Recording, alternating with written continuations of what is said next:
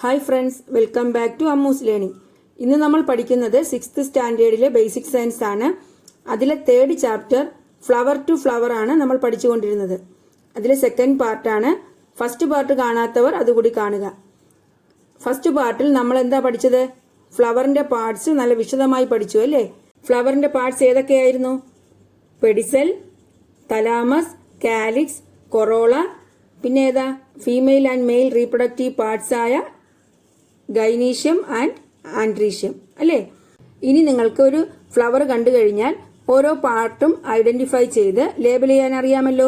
ഇനി നമുക്ക് ഫ്ലവേഴ്സിനെ കുറിച്ച് വിശദമായി പഠിക്കുന്നതിന് മുന്നേ 2-3 ക്വസ്റ്റ്യൻസ് ഞാൻ ചോദിക്കുകയാണ്. Where do fruits and seeds develop on a plant?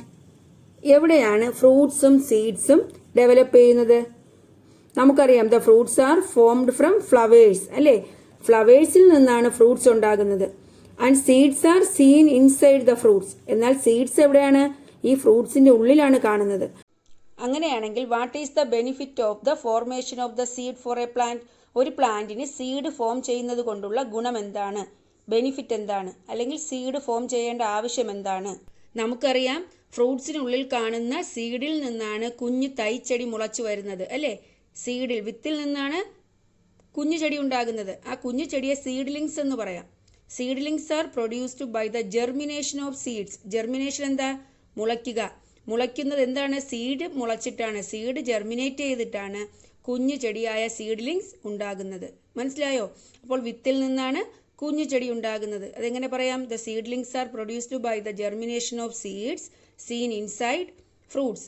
അതുപോലെ സീഡിനുള്ളിലെ സീഡ്ലിങ്സിനെ പ്രൊട്ടക്റ്റ് ചെയ്തുകൊണ്ട് കട്ടിയുള്ള ഒരു കവർ ഉണ്ടല്ലേ, കട്ടിയുള്ള ഒരു തോടുണ്ട് സീഡിൽ. അപ്പോൾ seed is protected and can survive unfavourable conditions for A period of time before growing. ആ സീഡ്ലിങ്സ് വളർന്ന് പുറത്തു വരുന്നതിന് മുന്നേ ഒരുപാട് അൺഫേവറബിൾ കണ്ടീഷൻസ്, ചിലപ്പോൾ കാറ്റ്, മഴ, വെള്ളപ്പൊക്കം, അതിലൊക്കെ ഈ സീഡിനൊരു കുഴപ്പവും വരാത്തത് എന്തുകൊണ്ടാണ്? ആ സീഡിനെ കവർ ചെയ്തിരിക്കുന്ന കവറിങ് കൊണ്ടാണ് അല്ലേ? അതായത് കട്ടിയുള്ള തോട് കൊണ്ടാണ്. അപ്പോൾ എങ്ങനെ പറയാം? The seed is protected and can survive unfavourable conditions for A period of time before growing. മനസ്സിലായല്ലോ? അപ്പോൾ 2 ക്വസ്റ്റ്യൻ നമ്മൾ പഠിച്ചു. ഇനി എന്താ ടെക്സ്റ്റിൽ പറയുന്ന അടുത്ത question? What may be the function of flowers then? എന്താണ് ഫ്ലവറിന്റെ ഫംഗ്ഷൻ? പൂക്കളുടെ ധർമ്മം എന്താണ്? Flowers perform the function of reproduction in plants. പ്ലാന്റ്സിൽ റീപ്രൊഡക്ഷന് സഹായിക്കുന്നത് ഫ്ലവേഴ്സ് ആണ്. Flowers are the reproductive organs in plants. പ്ലാന്റ്സിലെ റീപ്രൊഡക്റ്റീവ് ഓർഗൻസ് ഏതാണ്? ഫ്ലവേഴ്സ് ആണ്. അപ്പോൾ എന്താണ് reproduction? What is reproduction? Reproduction is the process by which organisms produce their young ones to retain their ancestry. എന്താണ് റീപ്രൊഡക്ഷൻ എന്ന് പറയുന്നത്? ഒരു ഓർഗാനിസം അതിന്റെ തലമുറ നിലനിർത്താൻ വേണ്ടി അതിന്റെ കുഞ്ഞുങ്ങളെ, അതായത് യങ് വൺസിനെ പ്രൊഡ്യൂസ് ചെയ്യുന്ന പ്രോസസ്സിനെയാണ് റീപ്രൊഡക്ഷൻ എന്ന് പറയുന്നത്. മനസ്സിലായല്ലോ? Reproduction is the process by which organisms produce their young ones to retain their ancestry. അപ്പോൾ എല്ലാം മനസ്സിലായല്ലോ? അങ്ങനെയാണെങ്കിൽ how does the process of reproduction occur in a flower? ഒരു ഫ്ലവറിൽ ഈ റീപ്രൊഡക്ഷൻ പ്രോസസ് നടക്കുന്നത് എങ്ങനെയാണ്? അത് നമുക്ക് വിശദമായി പഠിക്കാം. നമ്മൾ ഫ്ലവറിന്റെ പാർട്സ് പഠിച്ചപ്പോൾ പറഞ്ഞു, ഫ്ലവറിൽ മെയിൽ റീപ്രൊഡക്റ്റീവ് പാർട്ടും ഫീമെയിൽ റീപ്രൊഡക്റ്റീവ് പാർട്ടും ഉണ്ട് അല്ലേ? എന്താണ്? റീപ്രൊഡക്ഷന് സഹായിക്കുന്ന മെയിൽ റീപ്രൊഡക്റ്റീവ് പാർട്ടായ ആൻഡ്രീഷ്യവും ഫീമെയിൽ റീപ്രൊഡക്റ്റീവ് പാർട്ടായ ഗൈനീഷ്യവും. അത് നമ്മൾ പറഞ്ഞല്ലോ. Now let us observe flowers more closely. നമുക്കിതാണ് ഒരു ഫ്ലവറിനെ നമുക്ക് നല്ലവണ്ണം ഒബ്സർവ് ചെയ്യാം. പലപ്പോഴും നമ്മൾ പൂ പറിക്കുമ്പോൾ എന്താണ്, അതിലെ പൂമ്പൊടി നമ്മുടെ കയ്യിൽ പറ്റാറുണ്ട് അല്ലേ? ആ പൂമ്പൊടിയെ പോളൻസ് എന്നാണ് പറയുന്നത്. പോളൻസ് അല്ലെങ്കിൽ പോളൻ ഗ്രെയിൻസ് എന്നും പറയും. എന്താണ്? പോളൻ അല്ലെങ്കിൽ പോളൻ ഗ്രെയിൻസ്. ആ പോളൻ ഗ്രെയിൻസ് ഒരു സ്ലൈഡിലെടുത്ത് മൈക്രോസ്കോപ്പിലൂടെ ഒബ്സർവ് ചെയ്യുക. നമുക്ക് female and male reproductive organ examine ചെയ്യാം. മനസ്സിലായോ? എന്താണ്? Take a flower and observe its androecium and gynoecium using a hand lens. Don't you see the parts given below? എന്താണ് പറയുന്നത്? ഒരു ഫ്ലവറിന്റെ ആൻഡ്രീഷ്യവും ഗൈനീഷ്യവും ഒരു ഹാൻഡ് ലെൻസിലൂടെ ഒബ്സർവ് ചെയ്യാനാണ്. എന്നിട്ട് നമുക്ക് ഓരോ പാർട്ടായിട്ട് പറയാം. ഇത് ഞാൻ കഴിഞ്ഞ പാർട്ടിൽ വിശദമായി പറഞ്ഞു. നിങ്ങളോട് draw and label the observed parts of gynoecium എന്നോ ആൻഡ്രീഷ്യം എന്നോ ചോദിച്ചാൽ എന്താണ്? ഇതുപോലെ വരച്ച് ലേബൽ ചെയ്യുക. അപ്പോൾ നമുക്ക് ആദ്യം ഗൈനീഷ്യം നോക്കാം. നോക്കൂ, എന്താണ് ഗൈനീഷ്യം? ഏറ്റവും മുകളിൽ സ്റ്റിഗ്മ അല്ലേ? പിന്നെ ആ നീണ്ട ട്യൂബാണ് സ്റ്റൈൽ. പിന്നെ ആ ഓവൽ ഷേപ്പ് ഓവറി, ഓവറിക്കകത്ത് ഓവ്യൂൾ എന്നൊരു അറയുണ്ട്.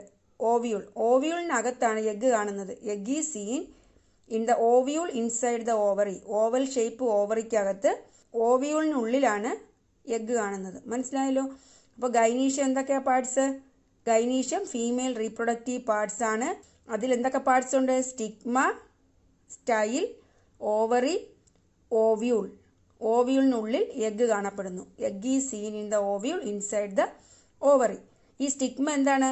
ചെമ്പരത്തി ചെടി എടുത്താൽ ഏറ്റവും മുകളിൽ ചുവപ്പ് നിറത്തിൽ മുത്തുപോലെ കാണുന്നതാണ് സ്റ്റിഗ്മ. അതിന് താഴോട്ടുള്ള ട്യൂബാണ് സ്റ്റൈൽ. പിന്നെ എന്താണ്? ഓവൽ ഷേപ്പിലുള്ള ഓവറി. പിന്നെ ഓവ്യൂൾ, എഗ്ഗ്. അടുത്ത ആൻഡ്രീഷ്യം എന്താ? ഞാൻ പറഞ്ഞു മഞ്ഞ നിറത്തിൽ മുത്തുപോലെ കാണപ്പെടുന്നതാണ് ആന്തർ. നമ്മൾ പോളൻ ഗ്രെയിൻസ് എന്ന് പറഞ്ഞാൽ പോളൻ ഗ്രെയിൻസ് എവിടെയാണ് കാണുന്നത്? Anther of androecium. ഈ ആൻഡ്രീഷ്യത്തിലെ ആന്തറിലാണ് ആ പോളൻ ഗ്രെയിൻസ് കാണുന്നത്, പൂമ്പൊടി. അപ്പോൾ യെല്ലോ നിറത്തിൽ മുത്തുപോലെ കാണുന്ന ആന്തർ. പിന്നെന്താ? ആ മുത്ത് ഏതിലാണ് ജോയിൻ ചെയ്തിരിക്കുന്നത്? ഒരു നൂല് പോലുള്ള ഒരു പാർട്ടിലാണ്. അതിനെ ഫിലമെന്റ് എന്ന് പറയും. നൂല് പോലുള്ള പാർട്ട് ഫിലമെന്റ്. ആ ഫിലമെന്റിന്റെ അറ്റത്ത് യെല്ലോ കളർ മുത്ത് പോലുള്ള ആന്തർ. മനസ്സിലായോ? അപ്പോൾ ആൻഡ്രീഷ്യത്തിൽ ആന്തർ, ഫിലമെന്റ്. നമ്മൾ ഗൈനീഷ്യം പറഞ്ഞപ്പോൾ egg is seen in the ovule inside the ovary. ഓവറിക്കകത്തെ ഓവ്യൂളിലാണ് എഗ്ഗ് കാണപ്പെടുന്നതെന്ന് പറഞ്ഞതുപോലെ ഇവിടെ എന്താണ്? Male gamete is seen in the pollen grains found in the anther of the androecium. ആൻഡ്രീഷ്യത്തിലെ ആന്തറിൽ കാണുന്ന പോളൻ ഗ്രെയിൻസിനുള്ളിലാണ് മെയിൽ ഗമീറ്റ് കാണുന്നത്. മനസ്സിലായോ? ഗൈനീഷ്യത്തിൽ എഗ്ഗാണ്, ആൻഡ്രീഷ്യത്തിൽ മെയിൽ ഗമീറ്റ് ആണ്. ആ മെയിൽ ഗമീറ്റ് എന്താ എവിടെയാ കാണുന്നത്? പോളൻ ഗ്രെയിൻസ്, പൂമ്പൊടിയിലാണ്. ആ പൂമ്പൊടി എവിടെ കാണുന്നു? In the anther of the androecium. ആൻഡ്രീഷ്യത്തിലെ ആന്തറിൽ കാണുന്ന പോളൻ ഗ്രെയിൻസിലാണ് മെയിൽ ഗമീറ്റ് കാണപ്പെടുന്നത്. അപ്പോൾ ആൻഡ്രീഷ്യം, ഗൈനീഷ്യം, ഇത് നിങ്ങൾക്ക് ഒരു ഡൗട്ടും ഉണ്ടാകരുത്. അതെന്താണെന്നും അതിൻ്റെ പാർട്സ് എന്താണെന്നും നല്ല ക്ലിയർ ആയിട്ട് മനസ്സിലാക്കിയിരിക്കണം. ഇനി നമുക്ക് ഇൻസൈഡ് ദ ഫ്ലവർ നോക്കാം. ഓരോ ഫ്ലവറും ഒബ്സർവ് ചെയ്ത് ആൻഡ്രീഷ്യവും ഗൈനീഷ്യവും നമുക്ക് കണ്ടുപിടിക്കാം. ഇതാ നോക്കൂ, കുറച്ച് ഫ്ലവേഴ്സ് തന്നിട്ടുണ്ട് അല്ലേ? അതിലെന്താണ്? ഓരോ ഫ്ലവറിലും ആൻഡ്രീഷ്യം, ഗൈനീഷ്യം മാർക്ക് ചെയ്തിട്ടുണ്ട്. ഫസ്റ്റ് ഫ്ലവർ നോക്കൂ, ഒലിയാൻഡർ. എന്താണ്? ആൻഡ്രീഷ്യം, ഗൈനീഷ്യം മാർക്ക് ചെയ്തിരിക്കുന്നു. പംകിനിലോ ആ പെറ്റൽസിന്റെ ഉള്ളിൽ ആൻഡ്രീഷ്യം, ഗൈനീഷ്യം എവിടെയാണ്? ആ വീർത്തിരിക്കുന്ന ഭാഗം അല്ലേ? അതാണ് ഗൈനീഷ്യം. പിന്നെയോ ബിറ്റർ ഗോഡ്, പാവലിൽ ആൻഡ്രീഷ്യം, ഗൈനീഷ്യം എവിടെയാണെന്ന് കണ്ടോ? ആ പെറ്റൽസിന് താഴെയായിട്ടാണ് മാർക്ക് ചെയ്തിരിക്കുന്നത്. അതുപോലെ ക്ലിറ്റോറിയ ഫ്ലവർ, അതിൽ ഗൈനീഷ്യവും ആൻഡ്രീഷ്യവും ഫ്ലവറിൽ മാർക്ക് ചെയ്തിട്ടുണ്ട്. ഇതിൽ നിന്ന് നമുക്ക് എന്താ മനസ്സിലായത്? ചില ഫ്ലവേഴ്സിൽ ഒരു ഫ്ലവറിൽ തന്നെ ആൻഡ്രീഷ്യവും ഗൈനീഷ്യവും ഉണ്ട്. എന്നാൽ ചിലതിലോ ആൻഡ്രീഷ്യം ഒരു ഫ്ലവറിലാണ്, അടുത്ത ഫ്ലവറിലാണ് ഗൈനീഷ്യം ഉള്ളത്. അപ്പോൾ ഇതിൻ്റെ അടിസ്ഥാനത്തിൽ നമുക്കൊരു ടേബിൾ ഉണ്ടാക്കാം. എന്താണ്? ഒരു ഫ്ലവറിൽ തന്നെ ആൻഡ്രീഷ്യവും ഗൈനീഷ്യവും വരുന്നത്, പിന്നെ എന്താണ്? സെപ്പറേറ്റ് ഫ്ലവേഴ്സിലായിട്ട് ആൻഡ്രീഷ്യവും ഗൈനീഷ്യവും വരുന്നത്. അങ്ങനെ ഒരു ഫ്ലവറിൽ തന്നെ ആൻഡ്രീഷ്യവും ഗൈനീഷ്യവും വരുന്നതിന് ഒരു പേരിട്ട് വിളിക്കും ബൈസെക്ഷുവൽ ഫ്ലവേഴ്സ്. എന്താണ് ബൈ എന്ന് വെച്ചാൽ? എന്താണ്? രണ്ട്. ബൈസെക്ഷുവൽ, രണ്ട് സെക്ഷൽ ഓർഗനും ഏതിൽ തന്നെ വരുന്നു? ഒരു ഫ്ലവറിൽ തന്നെ വരുന്നു. ബൈസെക്ഷുവൽ ഫ്ലവേഴ്സ്. ആൻഡ്രീഷ്യവും ഗൈനീഷ്യവും സെപ്പറേറ്റ് ഫ്ലവറിലാണെങ്കിൽ അതിനെന്ത് പറയാം? യൂണിസെക്ഷുവൽ ഫ്ലവേഴ്സ്. മനസ്സിലായല്ലോ? അപ്പോൾ അങ്ങനെ നമുക്കൊരു ടേബിളിൽ ബൈസെക്ഷുവൽ ഫ്ലവറും യൂണിസെക്ഷുവൽ ഫ്ലവറും ക്ലാസിഫൈ ചെയ്ത് എഴുതണം. അപ്പോൾ what is unisexual flowers? Unisexual flowers contain male and female reproductive organs in separate flowers. എന്താണ്? സെപ്പറേറ്റ് ഫ്ലവേഴ്സിലാണ് മെയിൽ ഫീമെയിൽ റീപ്രൊഡക്റ്റീവ് ഓർഗൻസ് കാണുന്നതെങ്കിൽ അതിനെ യൂണിസെക്ഷൽ ഫ്ലവേഴ്സ് എന്ന് പറയുന്നു. എന്നാൽ ബൈസെക്ഷൽ ഫ്ലവേഴ്സ് എന്താ? Bisexual flowers contain both male and female reproductive organs in the same flower. Same ഫ്ലവറിൽ തന്നെ രണ്ട് റീപ്രൊഡക്റ്റീവ് ഓർഗൻസും അടങ്ങിയിട്ടുണ്ടെങ്കിൽ അത് ബൈസെക്ഷൽ ഫ്ലവേഴ്സ്. അപ്പോൾ നമുക്ക് ക്ലാസിഫൈ ചെയ്യാം ഏതൊക്കെയാണ് ബൈസെക്ഷൽ ഫ്ലവേഴ്സ്, ഏതൊക്കെയാണ് യൂണിസെക്ഷൽ ഫ്ലവേഴ്സ്. നിങ്ങൾ പറയൂ, ബൈസെക്ഷൽ ഫ്ലവേഴ്സ് ഏതൊക്കെയാണ്? Sunflower, hibiscus, tomato, chilli, mango, പിന്നെ ബ്രിഞ്ചൽ അല്ലേ? എന്തൊക്കെയാണ്? Sunflower, hibiscus, tomato, chilli, mango, brinjal. അപ്പോൾ യൂണിസെക്ഷൽ ഫ്ലവേഴ്സോ? Papaya, watermelon, cucumber, bitter gourd, പിന്നെന്താ? Coconut flowers, snake gourd, tapioca. ഇതിലെല്ലാം എന്താണ്? മെയിൽ റീപ്രൊഡക്റ്റീവ് ഓർഗനും ഫീമെയിൽ റീപ്രൊഡക്റ്റീവ് ഓർഗനും സെപ്പറേറ്റ് ഫ്ലവേഴ്സിലാണ് കാണപ്പെടുന്നത്. അപ്പോൾ മനസ്സിലായല്ലോ ബൈസെക്ഷൽ ഫ്ലവേഴ്സ് ഏതൊക്കെയാണ്, യൂണിസെക്ഷൽ ഫ്ലവേഴ്സ് ഏതൊക്കെയാണ്. ഇനി നമുക്ക് എന്താ പഠിക്കേണ്ടത്? മെയിൽ ഫ്ലവറും ഫീമെയിൽ ഫ്ലവറും എന്താണ്? Flowers that have only androecium are called male flowers. ഒരു ഫ്ലവറിൽ ആൻഡ്രീഷ്യം മാത്രമേ ഉള്ളൂ എങ്കിൽ, ആൻഡ്രീഷ്യം എന്താ? മെയിൽ റീപ്രൊഡക്റ്റീവ് ഓർഗൻ ആണല്ലേ. ആൻഡ്രീഷ്യം മാത്രമുള്ള ഫ്ലവേഴ്സിനെ മെയിൽ ഫ്ലവർ എന്ന് പറയാം. Flowers that have only gynoecium are called female flowers. Gynoecium മാത്രമുള്ള ഫ്ലവേഴ്സിനെ ഫീമെയിൽ ഫ്ലവേഴ്സ് എന്നും പറയും. മനസ്സിലായല്ലോ? ആൻഡ്രീഷ്യം മാത്രമേ ഉള്ളൂ എങ്കിൽ മെയിൽ ഫ്ലവർ, ഗൈനീഷ്യം മാത്രമേ ഉള്ളൂ എങ്കിൽ ഫീമെയിൽ ഫ്ലവർ. നമ്മൾ മെയിൽ ഫ്ലവേഴ്സ്, ഫീമെയിൽ ഫ്ലവേഴ്സ് എന്ന് പറഞ്ഞതുപോലെ മെയിൽ പ്ലാന്റ്, ഫീമെയിൽ പ്ലാന്റ് ഇങ്ങനെയുമുണ്ട്. എന്താണ്? ഒരു പ്ലാന്റിൽ മെയിൽ ഫ്ലവേഴ്സ് മാത്രമേ ഉള്ളൂ എങ്കിൽ അതിനെ മെയിൽ പ്ലാന്റ് എന്ന് പറയും. എന്നാൽ ഫീമെയിൽ ഫ്ലവേഴ്സ് മാത്രമേ ഒരു പ്ലാന്റിൽ ഉള്ളൂ എങ്കിൽ അത് ഫീമെയിൽ പ്ലാന്റ് ആണ്. മനസ്സിലായോ? മെയിൽ ഫ്ലവേഴ്സ് മാത്രമുള്ള പ്ലാന്റിനെ മെയിൽ പ്ലാന്റ് എന്നും ഫീമെയിൽ ഫ്ലവേഴ്സ് മാത്രമുള്ള പ്ലാന്റിനെ ഫീമെയിൽ പ്ലാന്റ് എന്നും പറയും. ചില പ്ലാന്റ്സായ ഫാൻ പാം, അതായത് കുടപ്പന, ഗാംബൂഗ്, കുടംപുളി, നട്ട്മെഗ്, ജാതിക്ക, ഇതിലൊക്കെ മെയിൽ പ്ലാന്റും ഉണ്ട്, ഫീമെയിൽ പ്ലാന്റ്സും ഉണ്ട്. മനസ്സിലായോ? ഇവയിലൊക്കെ മെയിൽ പ്ലാന്റും ഫീമെയിൽ പ്ലാന്റും വരും. നമ്മൾ നേരത്തെ പഠിച്ചു ഫ്ലവറിൽ നിന്നാണ് ഫ്രൂട്ട് ഉണ്ടാകുന്നത്. ആ ഫ്രൂട്ടിനകത്താണ് എന്ത് കാണുന്നത്? സീഡ്സ് ഉണ്ടാകുന്നത്. അപ്പോൾ സീഡ്സ് ഉണ്ടാകുന്നത് എങ്ങനെയാണ്? നമുക്ക് ആദ്യം എങ്ങനെയാണ് ഫ്രൂട്ട് ഉണ്ടാകുന്നതെന്ന് പഠിക്കാം. Fruit is formed in plants after fertilisation. ഫെർട്ടിലൈസേഷന് ശേഷമാണ് ഒരു ഫ്രൂട്ട് ഉണ്ടാകുന്നത്. അപ്പോൾ എന്താണ് fertilisation? The male gametes from the pollen grain should reach the ovary and fuse with the egg. എന്താണ്? നമ്മൾ നേരത്തെ പറഞ്ഞു ആന്തറിലെ പോളൻ ഗ്രെയിൻസിൽ മെയിൽ ഗമീറ്റ്സ് അടങ്ങിയിട്ടുണ്ട് അല്ലേ. എന്താണ്? ഗൈനീഷ്യത്തിൽ എഗ് എന്ന് പറഞ്ഞതുപോലെ ആൻഡ്രീഷ്യത്തിൽ എഗ്ഗിന് പകരം എന്താണ്? മെയിൽ ഗമീറ്റ്സ് എന്നാണ് പറയുന്നത്. അത് പോളൻ ഗ്രെയിൻസിൽ അടങ്ങിയിട്ടുണ്ട്. ആ പോളൻ ഗ്രെയിൻസിൽ നിന്നും ഈ മെയിൽ ഗമീറ്റ്സ് എവിടെ വരും?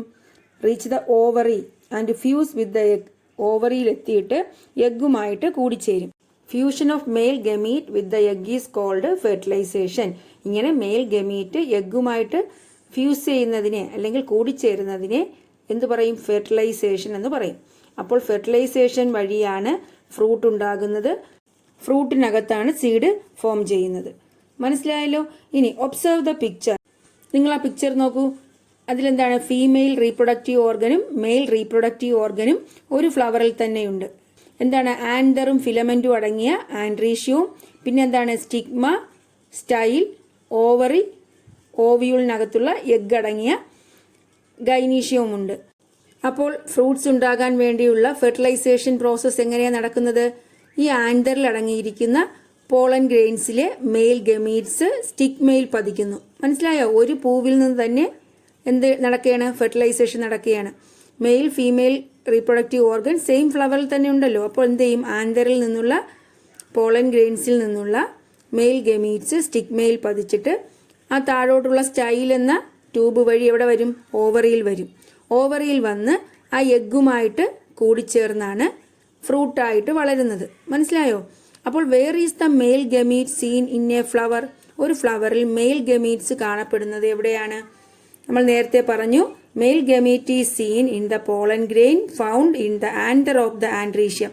ആൻഡ്രീഷ്യത്തിലെ ആന്തറിൽ കാണപ്പെടുന്ന പോളൻ ഗ്രെയിൻസിലാണ് മെയിൽ ഗമീറ്റ് കാണപ്പെടുന്നത്. Where can we see the egg of a flower? ഒരു ഫ്ലവറിന്റെ എഗ് എവിടെയാണ് കാണപ്പെടുന്നത്? Egg is seen in the ovule inside the ovary. ഓവറിക്കകത്തുള്ള ഓവിയൂളിലാണ് എഗ് കാണപ്പെടുന്നത്. മനസ്സിലായല്ലോ? അപ്പോൾ എഗ് കാണുന്നത് ഓവറിയിലെ ഓവിയൂളിലും മെയിൽ ഗമീറ്റ് കാണപ്പെടുന്നത് ആന്തറിലെ പോളൻ ഗ്രെയിൻസിലും. അപ്പോൾ ഫെർട്ടിലൈസേഷൻ നടക്കുന്നത് എവിടെയാ? ഞാൻ നേരത്തെ പറഞ്ഞു എന്താണ്? മെയിൽ ഗമീറ്റും എഗ്ഗും കൂടി കൂടിച്ചേരുന്ന പ്രോസസ്സാണ് ഫെർട്ടിലൈസേഷൻ. അതെവിടെയാണ് നടക്കുന്നത്? Fertilisation takes place inside the ovary. ഓവറിയിൽ എത്തിയിട്ടാണ് എഗ്ഗുമായിട്ട് കൂടിച്ചേരുന്നത്. അപ്പോൾ എവിടെയാണ് ഫെർട്ടിലൈസേഷൻ നടക്കുന്നത്? Inside the ovary. അപ്പോൾ ഇത്രയും കാര്യങ്ങൾ നിങ്ങൾക്ക് മനസ്സിലായല്ലോ.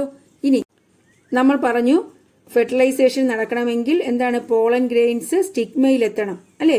From there the male gamete should reach the ovary. അവിടെ നിന്നാണ് മെയിൽ ഗമീറ്റ് ഓവറിയിൽ എത്തുന്നത്.